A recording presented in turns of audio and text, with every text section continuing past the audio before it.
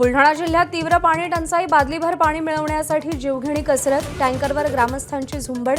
माझाच्या बातमीनंतर जिल्हाधिकाऱ्यांकडून गंभीर दखल।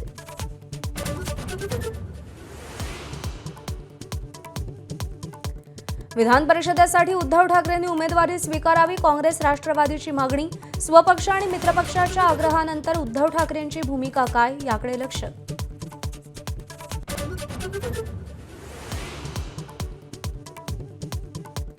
धमक्या शिवीगाळ प्रकरणी कोल्हापुरात आमदार संजय गायकवाड यांच्या विरोधात तक्रार दाखल, पोलिसांकडून अजून गुन्हा दाखल नाही। शिवाजी कोण होता पुस्तकाचं आज जाहीर वाचन।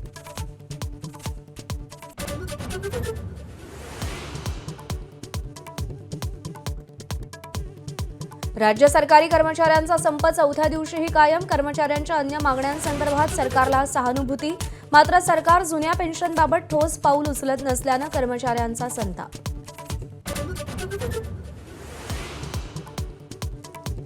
भोंदू अशोक खरातला 6व्या गुन्ह्यात आज कोर्टात हजर करणार, मृत्यूची भीती दाखवून महिलांवर अत्याचार प्रकरणी गुन्हा दाखल।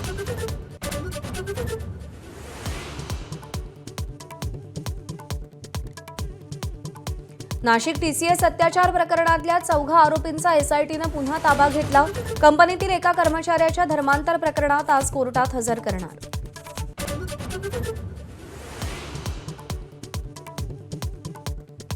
नाशिक पाठोपाठ मुंबईतही कॉर्पोरेट जिहाद, 19 वर्षीय तरुणीला सोबत काम करणाऱ्या तरुणाचे अश्लील मेसेज, फोटो, व्हिडिओ। अशरफ नावाच्या तरुणावर गुन्हा दाखल, लॉजवर नेट शरीर संबंध प्रस्थापित करण्याची मागणी।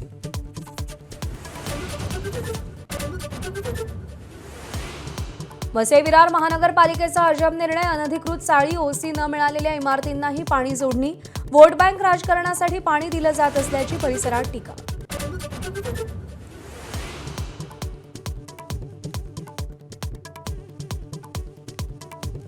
रिक्षा टॅक्सी चालकांसाठी मराठी सक्तीवरून शिवसेनेतच 2 गट, संजय निरुपम यांचा विरोध, फेरविचार करण्याची सरनाईकांना पत्राद्वारे विनंती। आज निरुपम रिक्षा चालकांशी संवाद साधणार।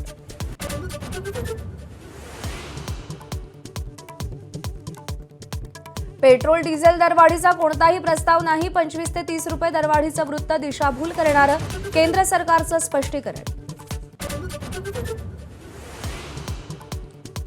इराणवर अण्वस्त्र हल्ल्याची ट्रम्प यांनी शक्यता फेटाळली, होर्मुझच्या सामुद्रधुनीतील नाकेबंदी न हटवण्यावर ट्रम्प ठाम।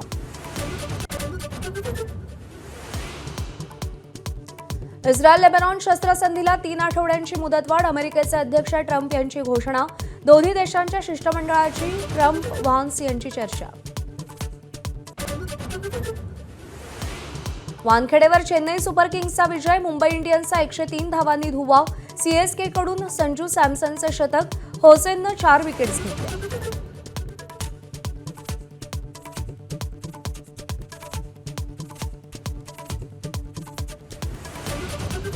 Headlines brought to you by चितळेंची बाकरवडी, एकदम खास कारण चवीला भारी आणि पाम ऑइल अजिबात नाही।